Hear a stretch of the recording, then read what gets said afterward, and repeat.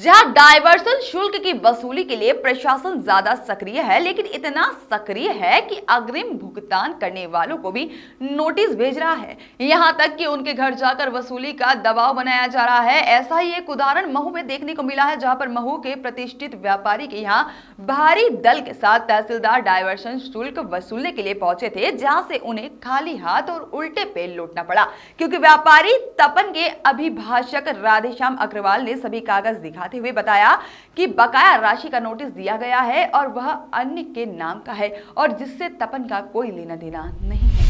वित्तीय वर्ष की समाप्ति के पूर्व प्रशासन द्वारा बकाया डायवर्शन शुल्क की ज्यादा से ज्यादा वसूली के प्रयास किए जा रहे हैं। शनिवार की शाम महू के लुनियापुरा क्षेत्र निवासी तपन सिवहल के यहाँ दीपालपुर के तहसीलदार बजरंग बहादुर 2 RI और 6 पटवारियों व 4 कर्मचारियों के साथ यहाँ वसूली के लिए पहुंचे और तपन को पूर्व में इनके द्वारा नोटिस दिया गया था कि उनकी काली बिल्लोद स्थित जमीन का डायवर्शन शुल्क तकरीबन 3 लाख रुपए बकाया है और हम उसकी वसूली के लिए आ रहे हैं। यहाँ आने पर तपन ने अपनी ज़मीन संबंधी कागजात उन्हें दिखाए। पहले तो वे मानने को तैयार नहीं थे, लेकिन बाद में जब तपन ने बताया कि उनकी ज़मीन का प्रतिवर्ष डायवर्शन शुल्क 2300 रुपये है और वह 10 साल के लिए यानी 2021 तक का 23,000 रुपये अग्रिम ही जमा कर चुके हैं। अगर राशि बकाया है तो ज़मीन के हिसाब से 3 लाख रुपए भी नहीं हो सकती।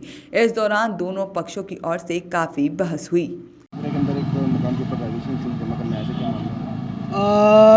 अभी शासन द्वारा जो रेवेन्यू वसूली की कार्रवाई चल रही है और ये सतत रूप से चल रही है। इसी प्रक्रिया के तहत तहसील देपालपुर के कुछ बकायेदार जो महू में निवास करते हैं उनके यहाँ हम आए थे वसूली के सिलसिले में।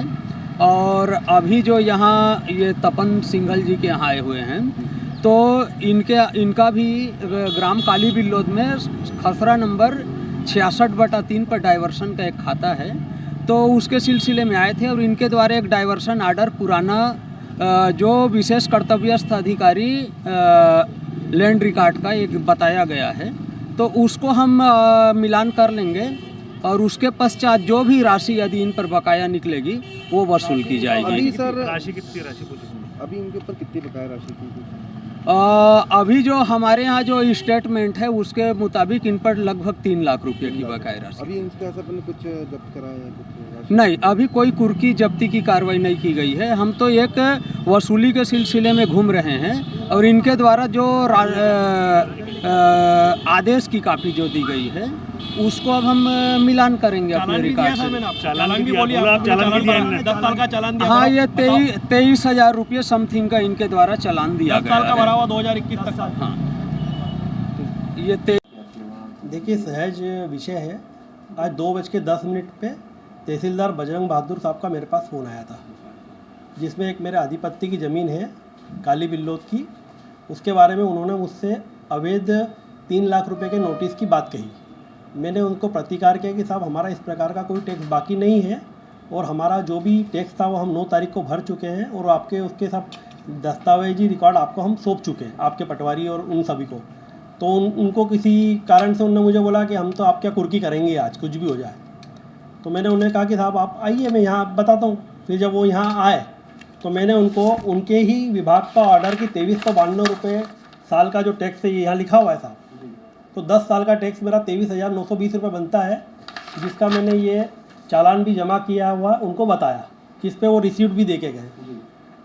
और वो उनके पास कोई दस्तावेज नहीं बता पाए कि मेरे से 3 लाख कैसे लेना है।